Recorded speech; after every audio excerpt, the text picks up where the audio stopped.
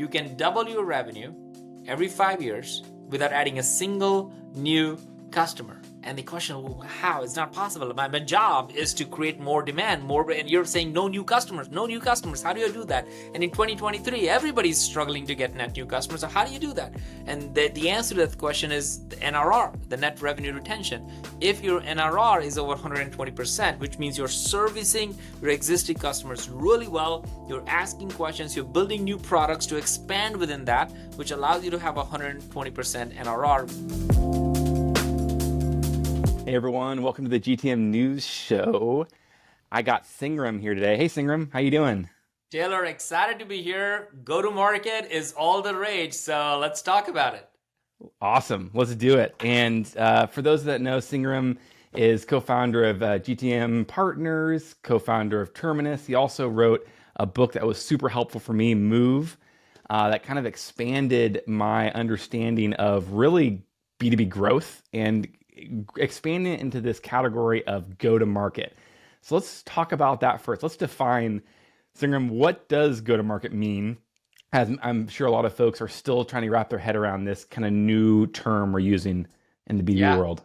Well, I mean, I think about most people who are brought up in the marketing automation world were like, well, when marketing automation came about, it changed email marketing, right? All of a sudden, we were able to save leads and send leads, and we thought that was the new big thing, and everybody got excited about it. You fast forward 5-10 more years, 2015, ABM came about, account-based marketing, and that again changed the world that we all live in, because we're like, whoa, not only you can look at leads, but now you can look at accounts, and people in B2B buy as an account, not just as a lead. So account-based marketing, account-based experiences, account-based engagement really became a thing, and that has been really good for our industry. And you fast forward now, again, another 5-7 years, GTM is now a thing. And I feel like I live in acronyms now, MA and ABM and GTM. And go-to-market is just like everything else, is not new. Like, we all need to figure out how we take a product to go-to-market. But you said it well in the introduction, and I felt the same thing as I was writing the book. I thought I knew go-to-market. I built companies. I built teams. I thought I know how to do it. But let's be honest. Most of us have grew up in an inbound, maybe outbound culture, and that's pretty much what our go-to-market idea is.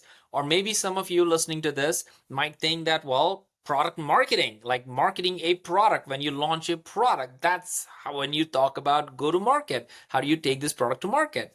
But man, the research has helped me reframe and rethink about it, because when I talk to people like Brian Halligan, who is the CEO of HubSpot, and investors and founders and VCs out there, what I learned was most people think about go-to-market much differently. As a matter of fact, here's a quick way to think about how broad it is. Like, as you said, Taylor, how expansive it is when you started reading about it, is if you want to open an office in Europe and APAC and expand versus stay in North America, that's a go-to-market decision. If you want to spend more money on marketing or hire more salespeople, that's a go-to-market decision. If you want to go channel-led or inbound-led versus outbound-led, or go PLG, or you want to go ecosystem, that's a go-to-market decision. So go-to-market really is your strategic direction of how you want to run your business. So it's very broad at the highest level. So that's my introduction for the concept why go-to-market has become so important for everybody. I love it. That's super great. Thanks for sharing. And I think I'm curious your thoughts on why has this not come sooner, and why is this term just now making an impact? And the word that keeps coming to my mind is silos. Yeah. And love for your thoughts on that. Oh, absolutely. I think, it could just use the same 3 examples of marketing automation. It was, let's make marketers better, and now we can give leads, and then ABM, sales and marketing alignment. And then right now, every time I thought about that, maybe this is the functional problem that companies have. But the reality is, and I say that at the road shows, we've said that in the book, and we have said that now more and more often, is that you don't have a marketing problem, you don't have a sales problem, you don't have a customer success problem. Well, you don't probably even have a product problem. What you have, if you're really honest with yourself, is you have a go-to-market problem, which means the teams have to come together to solve a problem. An example of that would be, you might say, well, we don't, the sales process is stretched right now in almost every organization.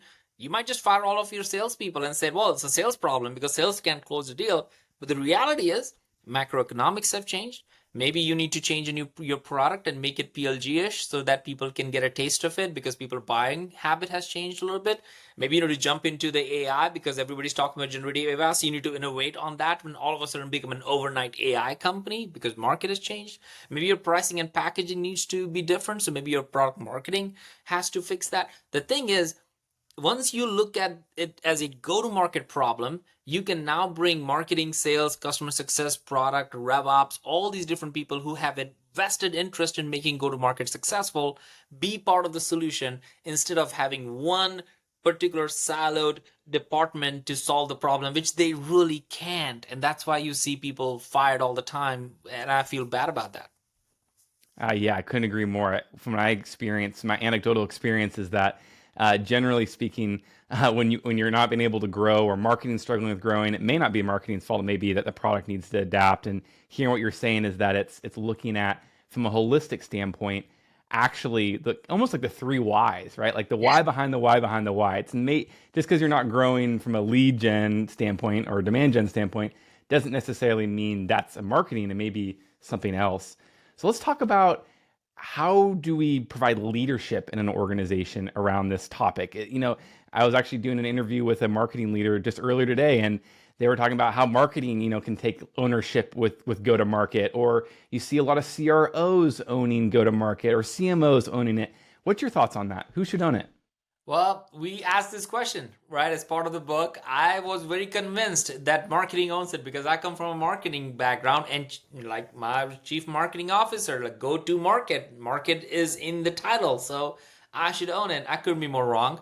And it goes back to the very opening conversation. Go to market is not a product launch conversation, or go to market is not just inbound, outbound, go to market motion conversation. Go to market is a business conversation. And as I've been in more board conversations lately, and as I've built companies, I've learned that, oh my gosh, we are talking about go to market all the time, but we just sometimes not use the phrase go to market. Almost every conversation ends up becoming a go to market decision. And when you think about where you open up businesses, who should we invest in marketing or sales? Should we create new products or buy companies? These are all go to market decisions. And really, there's only one person who can make those decisions when you think about it at that context, at that level, and that's a CEO. So it was very eye-opening for us when we would ask a CEO who owns go-to-market, and almost every CEO we interviewed would say, without blinking, oh, I own it. Of course I own it. Then we ask their CMOs and CROs and the CFOs and the second, third layer. They're like, I think I own part of it. I think the sales leader owns part of it. Everybody had different answers, but the CEO was like, no, I own it. Like, this is my job. I'm gonna have other people own parts of executing on it, but I make that decision. I have to, because there's nobody else has that purview in the entire business as a CEO. So as much as people want to own it, I think they should be great facilitators. The book that you shared, like the Move book, we created a bunch of questions and assessments for people to use to have those conversations. But gosh, let's be very clear. All the way from Brian Halligan, CEO of a public company, all the way to startup companies, when we have talked to, everyone said, I, the CEO, owns go to market. Thanks for sharing. I love that. And I keep thinking, the difference between B2B and B2C, because I've experienced a lot of CMOs in the B2C world own go to market, where it sounds like maybe in the B2B world, the CEO should own it. Any thoughts there? Well, there's portions of go to market that everybody should own, and when they own, is you're owning the execution of it. So there is no. So, for example, what would a CMO? How could a CMO make a decision of investing in more sales or marketing? 9 out of 10 times the CMO is going to be thinking about their own functional area and saying, well, I can hire more content people to write more content that will create more inbound and all that kind of stuff. That person would never think about, well, I need to just give all that money to my salesperson so that the salesperson can. It just doesn't happen. Now, there could be some trade-offs, but that's not what they wake up every morning thinking. So the CMO does not have all the insight to make that level of business decision. So I love the aspiration of it, but the reality is far from it. The reality is that you're going to have a role to play. Probably the most strategic person in the room is a CMO, because the CMO is looking at data, looking at insights, working with all the stakeholders. Pretty much is the person that everybody says when things go wrong, it is a marketing fault. I've been in that situation, so I know that. So you are in the middle of it. So you probably are great at asking questions, facilitating go to market conversations. But let's be honest, you can't own it because you cannot change the compensation or incentive for other departments to do certain things. You just can't. If you could, I know you would, but you can't. Only CEO can do that. I love that. That's super helpful. Thank you. Let's switch gears a little bit. So we're about to head into the second half of 2023, and this whole year, especially in the B2B world and go-to-market world, is around efficiency, right? With the market conditions, et cetera, et cetera. Love to hear your thoughts on where folks should be focusing from an efficiency standpoint and go-to-market. How do we align those two things? Well, I shared that stat. I did a mental math on this one, and I saw Jason Lumpkin actually put much more depth in it. Is this really interesting way to think about it? And we all grew up. Everybody listening to this probably grew up like, we need to drive net new revenue. We need to get people in the top of the funnel. We need to generate more revenue. That's all most of us have grown up in. But when you look at the math and see that you could double your revenue every 5 years without adding a single new customer. Let me say that again. You can double your revenue every 5 years without adding a single new customer. And the question, well, how? It's not possible. My job is to create more demand, more, and you're saying no new customers, no new customers. How do you do that? And in 2023, everybody's struggling to get net new customers. So how do you do that? And the answer to that question is the NRR, the net revenue retention. If your NRR is over 120%, which means you're servicing your existing customers really well, you're asking questions, you're building new products to expand within that, which allows you to have 120% NRR, which is possible, absolutely possible, then you can grow every 5 years even without owning or renewing or getting a new customers if you can retain those existing customers. Now, obviously, it's something that's possible in most companies. It's not something that most companies do, and that's the problem. So if you're in 2023 thinking about how do I grow, the way we have all looked at is, let me hire 10 more SDRs, let me create more content, let me create more webinars, let me create more all of these things. Maybe that's not the answer. Maybe the answer is, how do I get more efficient and how do I spend way more time on customers? We all have philosophically agreed that's the right thing to do, but we really haven't been forced to do that. Now, the data is there, and everybody pretty much is forced to focus more on your customers for good reason. So I'm excited for where people are going to come out of the end of the year. Companies who have spent more time with their customers are going to be ahead of everybody else. It's just literally what's going to happen, and you're not going to hear stories of companies who have done that well. Super cool. Thanks for sharing. I love that. It sounds like balancing the weight of, like, instead of being fully focused on just net new and expanding new customers, it's how do we balance it out and create a more a balanced funnel, for lack of a better expression. Yeah. Super cool. Love to talk about a little bit about in the book you talk about this through a lot of your content on LinkedIn, et cetera. You talk about different challenges with go to market. What are some like major pitfalls folks can avoid when they're thinking about go to market strategy? When they're thinking, I know it's a very broad topic, but especially in this climate, what are some pitfalls that people can avoid when they think about go to market? There's so many. I'm looking right now as you're doing this is our 15 go-to-market challenges. I mean, if people go to go-to-market partners, they can actually see it. But there are 15 bespoke go-to-market problems that we identified as part of the book and the research, and thousands of people have taken it, so we know them to be true. But we haven't found a 16th one yet. So when you read it, that's a challenge to the viewers. Go to go-to-market partners and just look at those 15. You don't have to download it, just literally on the page. So we haven't found a 16th one. The point being that most of these problems are common, and most of these problems are something we can address. But the kicker there is, these are not marketing, sales, CS product problems. These are go-to-market problems, which means the vocabulary of talking about that these problems have to change. The survey continues to happen every time we do the roadshow. So we add in the top one of those 15 are still the number one is the companies are still relying on heroic sales activities as opposed to instead of plays, they're still focused on heroic sales, which means that Hmm. the best salespeople are still maybe hitting their numbers, but you can't really replicate that for the rest of your sales team. And therefore, the high cost to running your business that you can't really solve for. And the best salesperson continues to still knock the ball out of the park, and you're trying to turn everybody a clone of that person, but that's not possible. So you end up spending more money to get more salespeople, and that is plaguing our industry. Remember, like the whole SDR model was developed over the last 5 years, not over the last 25 years. It's Hmm. really over 5 to 7 years where the whole SDR model and how the call ratios to be, how do you lean growth do it, hire more SDRs to get more return, and it was done on a spreadsheet. In an up market, that probably makes sense. When people can spend more money, when people are open to conversations, when people have flex budget, it makes perfect sense. But when you are in a down economy, hiring 30 more SDRs to do those things is not going to work. People have to reinvent either a product innovation through PLG or marketing innovation through community led or a way to create experiences through event led. There are many different ways to go about it. So I think the number one reason that we keep seeing is that companies who are relying on heroic sales activities are finding the hardest time to win in this time.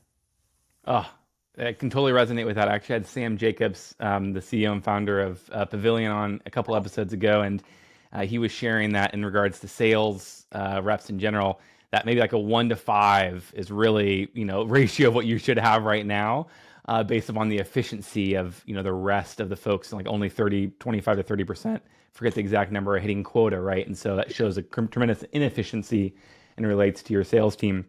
You Yeah, piqued my interest. we Oh, go actually ahead. Yeah. signed up with just to add to that to with Pavilion being their strategic partner. So for all the original research that we're doing, we're starting to feed into Pavilion because they have this good amount of community of go-to-market leaders in it, and so we're dropping new research in there almost weekly now.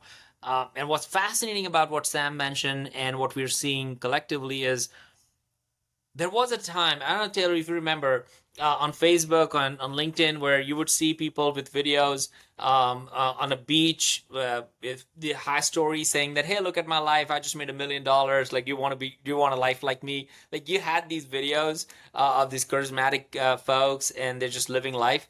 You don't see those videos anymore. They are gone because people are very quickly realizing that that's literally a pipe dream. Like that's not Hmm. what real life is about. You need efficiency, you need predictability, you need to be able to see what's working, and that requires work, Hmm. and that requires tough way to go about things. So if you just this idea of oh, you hire 10 more reps, you hire 20 more customer success people, you hire 20 engineers and go do that level of just not a very thoughtful way of growth is Hmm. really what's being challenged right now. So I'm glad actually that's happening in the marketplace.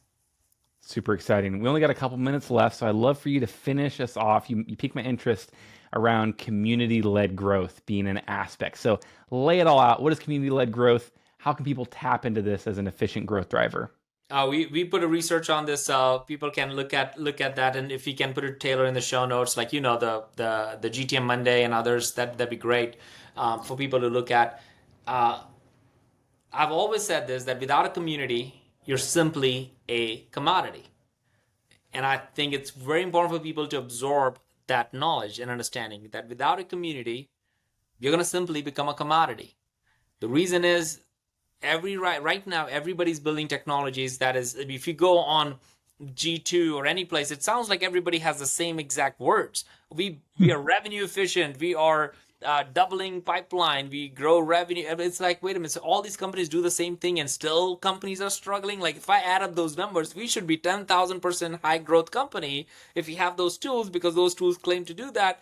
But if still we're failing, which means people are not saying what really is going behind the scenes. So the big part of it is that you gotta have community where like, hey, I want to experiment, I want to look at it, I want to understand how I want to solve problems. And companies that are gonna build communities are gonna continue to win. HubSpot with inbound and you think about Salesforce with Dreamforce at Terminus, we build Flip My Funnel. You think about sales outreach acquired Sales Hacker to because they looked at, well, they didn't build a community. It's not that they couldn't. They're like, well, there's already communities acquired. The reason Pavilion we just talked about, it's a community that all these technology vendors are trying to partner up with. You gotta find a way to build your tribe that believes in the problem, and if you do that, your product at some point, whatever it ends up becoming, is going to help with that. If you don't have that, it's going to be really hard to grow and have that trust in 2023 or 2024 and beyond. Sangram, I love it. Thanks so much for sharing. Thanks so much for coming on the show. I'll definitely put those links in the show notes. How can folks connect with you online as well? Well, I'm not on any other social but LinkedIn. I try to post one every other day. Post on the latest research we're writing or anything I'm learning as a founder CEO. I'm in it with you and everybody else. We're all learning together. We don't got it all right, but I'm a big fan of documenting and sharing. So if you follow me on LinkedIn, you will see a lot more connections on it. Sangram, thanks so much for coming on, and take care. Talk to you soon. Thank you so much, and thanks everybody for listening.